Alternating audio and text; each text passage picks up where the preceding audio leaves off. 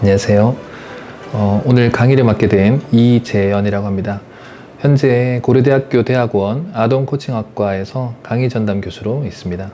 오늘 첫 시간에 제가 이야기 드릴 제목은 가족관계와 소통, 그리고 이제 부제로는 우리 브레인, 뇌과학과, 그 다음에 이런 심리학 실험에 대해서 제가 연결해서 설명을 드려보도록 하겠습니다.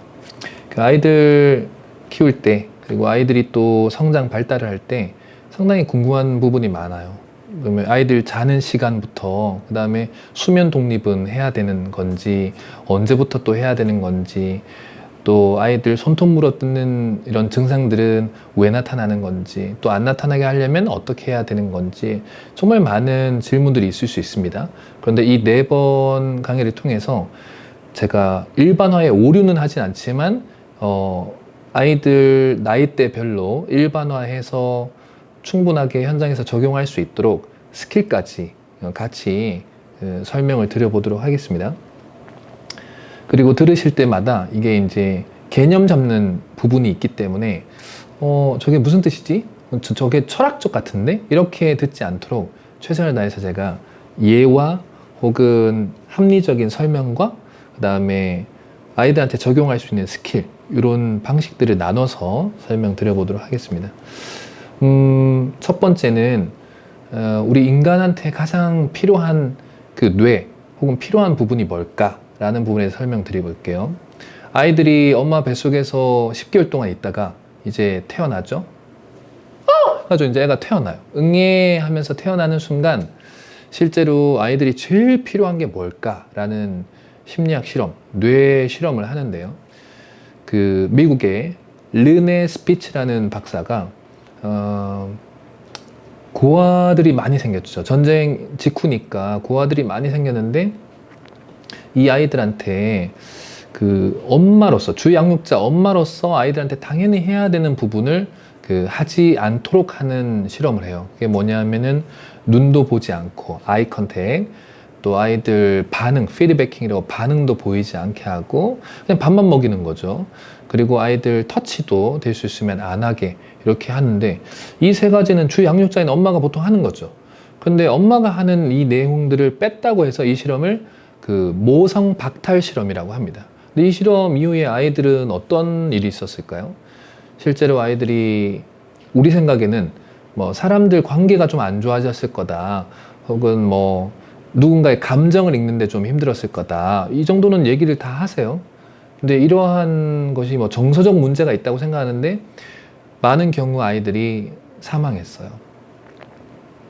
네, 여기서 이제 우리가 정말 안타깝게 여길 수 있고 또 무섭게 여길 수 있는 부분이, 아이들이 실제 태어나자마자 엄마한테 느껴야 되는 이 애착, 그리고 엄마한테 받아야 되는 눈맞춤, 혹은 자연스럽게 엄마한테 안기고 느껴야 되는 그런 따뜻한 감정들, 이것들이 뇌에서 그 시기에 발달이 안 된다면 아이들은 실제 사망할 수 있는 것, 죽을 수 있다는 것을 알려주는 되게 중요한 실험이었어요.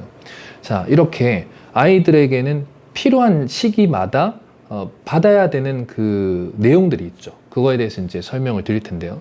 우리 뇌는 크게 보면 3개로 나눠집니다. 이 전문가들한테 이런 얘기 하면은 제가 이제 욕먹을 수 있겠지만, 실제로 예전에 최근에야 급격하게 이제 뇌가 아주 상세한 부분까지 발견되어지고 있고, 또 그것도 우리 눈으로 이제 가시적으로 볼 수 있는 영역이 나타나는 거지, 실제 우리 뇌의 큰 부분을 확실하게 알기 위해서 예전의 설명들은 진짜 큰 부위만 알아도 충분히 우리가 이해 가능했어. 그래서 3개, 우리 뇌를 3단계로 설명을 하는데, 정말로 1단계는 뭐냐 하면 뇌간이라 그래서 제일 밑에 있는 뿌리처럼 이렇게 되어 있는 게 있어요. 얘는 몸에서 올라오는 정보를 받아서 얘가 처리해야 되는 뇌의 가장 밑바닥에 있는 그 근간이에요. 이런 거 들어보셨죠? 태어나는데 뇌를 가지지 않고 태어나는 사람도 있어요.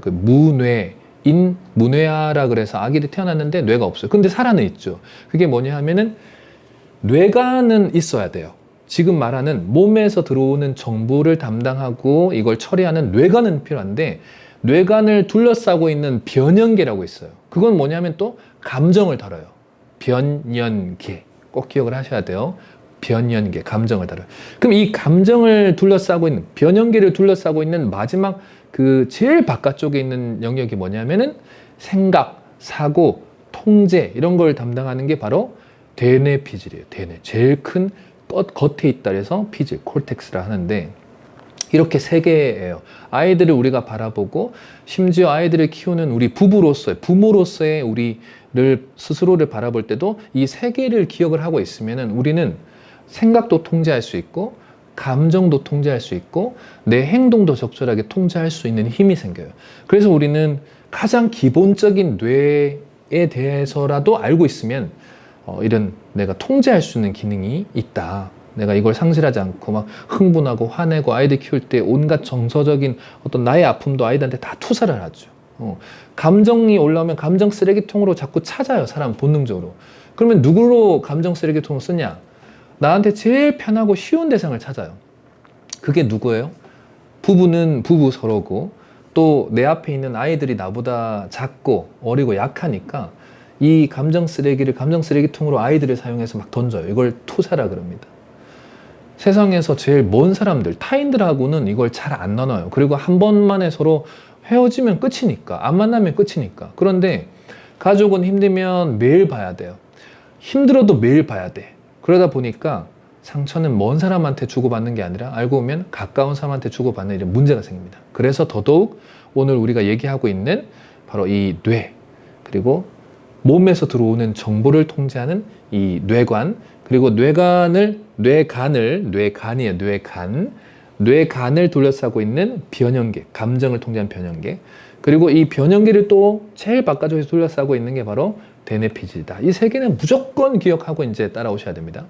그리고 제일 밑에 있는 뇌관에 대해서 잠깐 얘기 드릴게요. 이런 거 들어보셨죠? 우측에 있는 신경이 좌측 내려가고 좌측에 있는 신경이 올라와서 우측으로 간다. 이런 거 들어보셨죠? 그럼 이거 어디서 꼬일까요? 어디서 꼬여야지 지금 이게 꼬여서 올라가는데. 이게 바로 뇌관이에요. 뇌관 안에 연수라는 게 있는데 폰스라는 이 연수에서 이게 확 교차돼요. 그러니까 뇌관을 다치면 이렇게 뇌로 올라가는 몸의 정보가 교차가 안 되는 거죠. 그런 문제가 있는 거죠. 하지만 어머님들이 지금 아이를 놓고 그러니까 10개월 동안 아이를 가졌다가 놓는 순간 아이들은 이 뇌관에서 오는 몸에서 오는 정보가 그다지 뭐 중요하지만 이거보다 더 중요한 게 뭐라고요? 모성. 부모가 주는 이 모성 애착이 충분히 채워져야 되는 감정이 더 중요한데 우리는 맨날 뭐라 그러냐면은 밥 먹어라, 밥 먹어라. 또 전화하면 밥 먹었어? 맨날 밥 그래요. 이게 몸에 대해서만 우리는 집중을 하지 아이들 키울 때 정서적인 이런 발달에 대해서 사실은 생각을 잘 안 해요. 그러다 보니까 엄마들은 아이들한테 정서적인 아픔을 자기가 느끼고 또 이런 쌓이는 스트레스는 또 아이들한테 또 던지게 되고 이런 문제가 되는 거죠. 그래서 아이들 정서적인 부분을 우리는 몸보다 더 중요하게 여겨야 된다. 이것이 바로 뇌의 뇌관이 아니라 이 변형이다. 이거를 중요하게 여기는 증명한 실험이 뭐다? 이 르네 스피츠가 한 바로 아이들 지금 고아들을 대상으로 한 이 실험이었어요. 이게 이름이 뭐라고요? 모성 박탈 실험. 그래서 아이들 태어나면 무조건 엄마가 해줘야 되는 거는 눈을 바라봐주고 그리고 아이들 반응해주고 세 번째 아이들하고 뭘 해야 된다? 만져줘야 된다. 특히 보통 우리가 허깅, 안아주는 것만으로도 심장으로 아이들이 직접 느끼기 때문에 이게 뇌의 변형계에서의 안정감을 느낀다라는 것. 이게 첫 번째 이야기 드리고 싶은 부분이에요. 이해되셨죠? 네. 그래서 아이들은 뇌가 그러면 엄마들한테 정확하게 감정적으로 안정감을 느끼면서 자라는 아이들은 뇌가 어느 정도로 건강하냐, 그리고 이걸 안 받은 아이들은 어느 정도 뇌 발달이 안 좋냐라는 것을 또 증명하는 뇌 사진들 이런 것들이 많아요. 근데 제가 이제 말로 설명을 드리면 실제로 그 뇌는 두 개의 그 부류로 설명을 하는데 하나는 기능, 하나는 영역, 그러니까 위치라 그러죠. 어느 위치에 그 뇌가 있는데 거기가 어떻게 활성화가 잘 되면 기능을 잘한다 이렇게 얘기를 해요. 그러니까 뇌는 각 부위에 각자 다른 기능들이 있어요. 자, 이게 가장 큰 그런 차이점이 뭐냐? 동물은 없는데 인간한테 있는 게 있어요. 우리가 아이를 탁 놓자마자 인간의 발달이 제일 센 게 뭐냐? 어머님 지금 이걸 보고 계시는 어떤 분들, 아버님들이든 어머님들이든 또 아이들이든 다 전부 이마에다가 손을 이렇게 얹으면 이게 전두엽이라 그래요. 앞쪽에 있는 뇌라 그래서. 그런데 얘가 동물들은 이 전두엽이 아무리 커도 5% 이상이 안 돼요. 그런데 인간만 이상하게 이게 20%나 돼요. 도대체 이게 뭔데? 네. 동물이 없는 인간만 갖고 있는 뇌, 이 전두엽.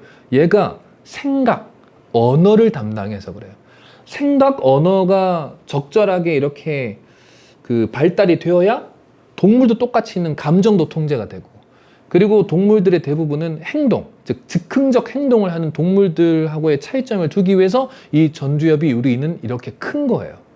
그런데 이 전두엽의 이 기능이 실제로 부모님한테 어렸을 때 애착을 잘 받은 아이들이 그 다음 이 전두엽 발달이 자연스럽게 잘 와요. 그런데 어렸을 때 태어나서 엄마한테 눈 맞춤 잘 안 받고, 그 다음에 아이들 잘 안아주지 않은, 즉 엄마한테 잘 안기지 않았던 아이들, 또 반응 잘 안 보였던 아이들, 이런 아이들은 실제로 뇌를 보면은 전두엽도 활성화가 안 돼 있고 이 변형계, 감정 영역도 활성화가 잘 안 돼서 감정도 거의 없고, 또 생각, 사고, 특히 이제 우리 학습, 애들 공부 잘했으면 좋겠다는 생각 엄청 많이 하시죠. 그런데 얘들 학습을 할 때 제일 많이 쓰는 게 뭐예요? 전두엽이에요. 근데 이 전두엽도 그다지 그렇게 활성화가 잘 안 돼요. 그렇기 때문에 전반적으로 우리가 애가 잘 컸으면 좋겠다. 그 안에는 공부도 잘했으면 좋겠고, 상황마다 얘가 판단을 해서 뭔가 이거를 상황적으로 통제를 잘하고 내가 잘 대처를 하기를 원하는데, 이러려면은 어렸을 때 엄마의 이 애착이 잘 형성이 되어서 이 되뇌피지도 잘 자라야 되는 거거든요. 그러니까 이 순서가 있는 거예요, 발달에서. 그래서 이거를 부모님들이 잘 아시고 아이들 뇌를 알고 우리는 아이들 키워야 된다. 이거를 꼭 명심해 둬야 됩니다. 그러면 이런 부분이 있어요. 우리 아이가 지금 몇 명인지 모르겠어요. 외동 아이들 심리가 있고, 둘 아이들 키우는 심리가 있고, 다둥이 심리가 있는데, 보통 어쨌든 아이들한테 우리는 이 변형계를 어떻게, 감정 영역인 변형계를 어떻게 깨트리는지 한번 보여드릴게요. 자, 만약에 이게 물컵이에요. 근데 아이가 분명히 지금 두 번째나 오늘 떨어뜨려서 깨졌어, 물컵이. 그러면 이제 벌써 엄마도 화가 나 있겠죠. 근데 애가 엄마 이거 물 마셔도 돼? 하면은 벌써 두 번의 앞부분에 경험이 있으니까, 너 진짜 엄마 두 번째야. 너 잘 먹어. 떨어뜨리지 말고 깨트리지 말고 잘 먹어 했는데 얘가 또 떨어뜨렸어. 그러면 혹시 이런 엄마가 있을까요? 지훈아, 이거 수백 개 수천 개 깨져도 돼. 네 마음만 안 깨지면 돼. 이런 엄마 있을까? 이런 엄마를 우리가 뭐라 그러냐? 잘 돌봐줘야 되는 분이다 라고 해요. 그러니까 제정신이 아닌 엄마죠. 보통 아이들이 이렇게 떨어뜨리면 대부분은 대뇌피지를 못 쓰고 대부분은 감정을 올려서 써요. 근데 어떻게 쓰냐? 세 가지를 써요. 지시, 명령, 부정이라는 세 개 영역을 써요. 어떻게 하냐? 지훈아, 너 때문에 힘들어 죽겠어. 정신 좀 차리라고. 엄마 아빠 없으면 네가 아빠야. 네가 올려놔. 네가 닦아. 저쪽으로 가 있어.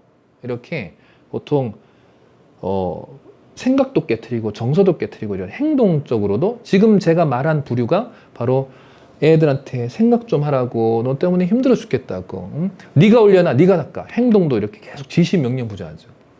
이걸 계속 받는 아이들은 결국 어떤 문제가 생기겠냐라는 거죠. 이렇게 계속 받으면 심장이 계속 빨리 뛰어요. 왜? 순간순간 엄마한테 지시명령 부정을 세게 받는 아이들은 이 상황에서 내가 처리를 해볼 수가 없어요. 그러니까 이성적으로 이 상황을 바라볼 수 있는 시간이 계속 없어가지고 순간 답답하다 보니까 결국 심장이 빨리 뛰게 되는 거예요. 심장이 빨리 뛴다는 얘기는 변형계, 계속 오늘 첫 시간에 이 얘기하고 있죠. 감정을 다루고 있는 뇌관 위에 있는 변형계. 이 변형계가 바로 이 심장하고 직결되어 있어요.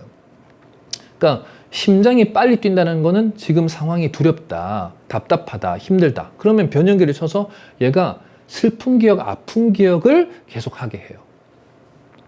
어머님들 이런 얘기를 저한테 엄청 하거든요. 이게 뭐냐면은 내가 얘를 한 6살 때쯤 남편이 너무 힘들게 해가지고 그날 세게 혼냈대.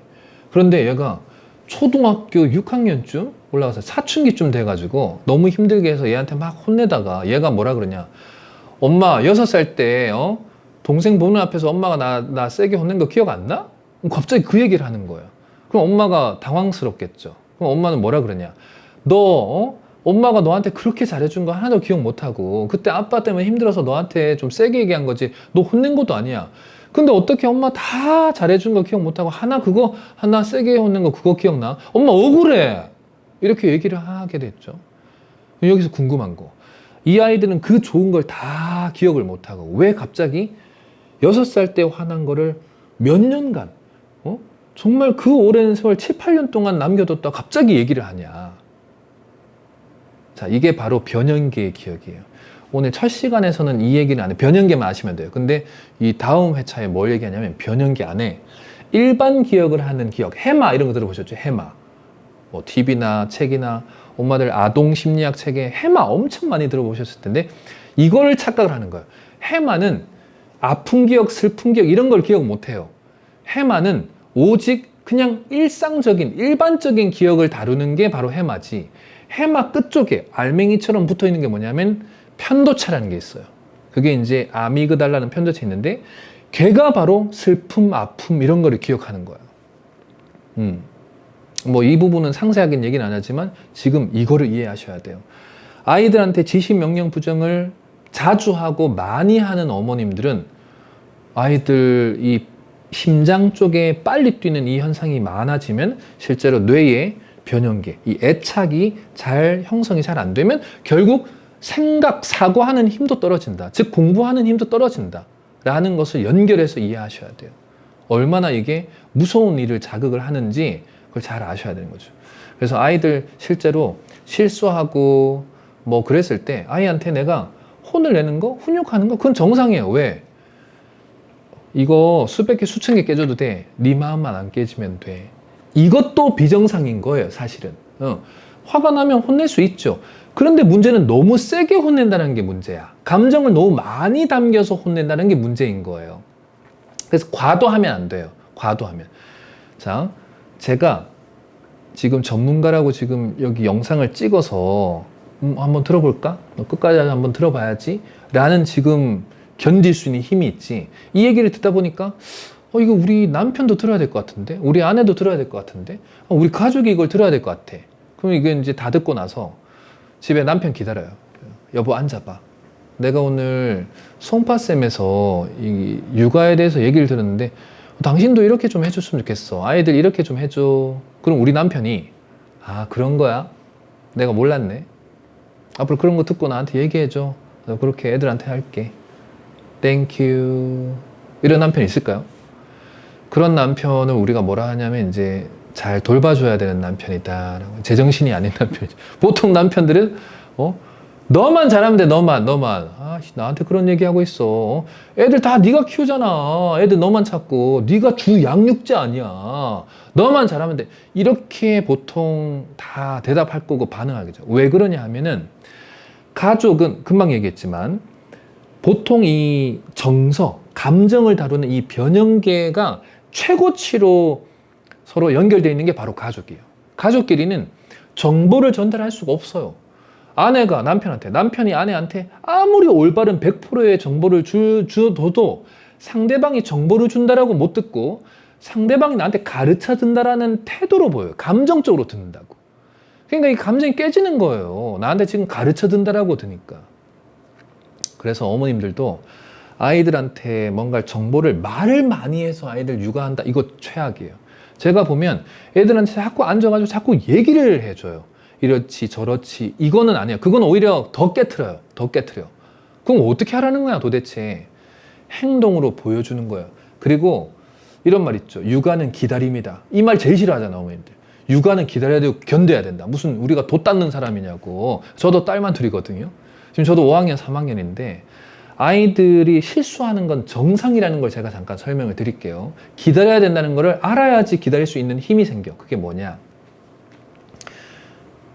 예를 들면 우리 송파에서 저기 강원도로 여행을 가. 그럼 분명히 출발할 때 애들한테 3시간 걸려라고 했어요. 출발할 때. 근데 출발하자마자 5분도 안 돼서 애가 뒤에서 엄마 얼마나 남았어? 그러냐고. 그럼 이제 너무 어이가 없죠. 출발한 지 5분도 안 됐는데 갑자기 얼마나 남았냐 그러니까. 머릿속에 순간 혼란은 오지만 감정이 확 올라오면서 눌러요. 처음에는 왜 힘이 있으니까. 여행 갈 너무 기쁘니까 힘이 있으니까 엄마가 3시간 걸린다 했잖아. 웃으면서 얘기해. 그런데 그 얘기를 하자마자 5분도 또 안 돼서 엄마 얼마나 남았어? 그런다고 또. 엄마가 이제 약간 이제 통제가 잘 안 돼요. 너 왜 그래? 엄마가 아까 얘기했는데 3시간 걸린다 했잖아. 아직 멀었어. 약간 짜증은 올라왔지만 참았어. 그런데 진짜 못 참는 게 바로 3에서. 그러니까 우리가 3세판이라 그러죠. 되게 이상한 게 우리 심리학에서 3, 6, 28 이런 것들을 완성수라 그러는데 기본적으로 3 딱 걸리면 못 참아요. 진짜. 작심 3일 못 참아요. 3일. 세 번째 엄마 얼마나 남았어? 그러면 이제 화가 확 올라와요. 그만하라고 그만. 너 왜 그러냐고 도대체. 지 아빠 닮아가지고 뭐. 이게 뭐 화를 확 내죠. 이게 보세요. 아이들은 실제로 설명을 말을 해서 한 번 처음에 설명했으면 말이 들어가야 되는데 왜 안 들어갈까요? 이거를 우리는 자꾸 까먹어요. 말로 자꾸 아이들한테 설명을 하면 이성이 기억을 하겠지. 아니요. 되뇌폐질은 충분하게 변형계가 형성이 안 되고 되뇌폐질이 안 된다고요. 제발 아이들한테는 가르쳐서 말로 설명해서 아이가 빨리 발달되지 않아요. 차라리 그렇게 생각할 거면은 이게 아픈 얘기지만 들어서 비유예요. 비유. 제발 그렇게 아픈 비유를 하시나? 그런데 이제 어쩔 수 없어요. 알아들으셔야 되니까. 이거 영상 끝나고 나면 이제 뭔가 아이들한테 뭐라도 하나를 써먹고 잘 키워야 되니까. 자, 이런 게 있어요. 애들 키울 때 첫째하고 둘째가 왜 짜증나냐를 보여드리면 첫째는 이런 얘기예요. 애가 둘째보다 분명히 얘가 2년 더 일찍 태어났는데 웅얼거려요. 이런 말을 해요. 웅얼거리면서 말하는데 말을 정확하게 안 하는데. 그럼 제가 이런 얘기 드려요. 어머님, 첫째가 얼마나 슬프고 아프고 이런 건지 좀 설명드릴게요. 남편이 다른 여성을 아는 상태에서 나를 바라보면서 사랑해 라고 하면 기분이 어떨 것 같아요? 그러면 어머님들 전부 다 칼 찾아야 된다. 그만큼 화가 난다고 하시겠죠. 또 내 남편인데 다른 여성을 안고 있는 것 자체가 용납 안 돼. 두 번째, 그러고 있으면서 나를 사랑한다고? 말이 안 되죠. 그런 것처럼 아이들은 그 정도로 아픔을 느껴요. 실제로 왕좌를 빼앗겼다 뭐 이런 설명을 하는데 그 정도가 아니라 동생을 안고 있으면서 나를 사랑한다? 그거는요, 첫째들 입장에서는 믿을 수도 없어요. 너무 아파. 그런 아픔을 겪고 있는데 엄마들은 이걸 자꾸 합리화한다고, 자꾸 말을 한다고. 말을 어떻게? 머릿속에서 너는 엄마 아빠 없으면 네가 엄마야.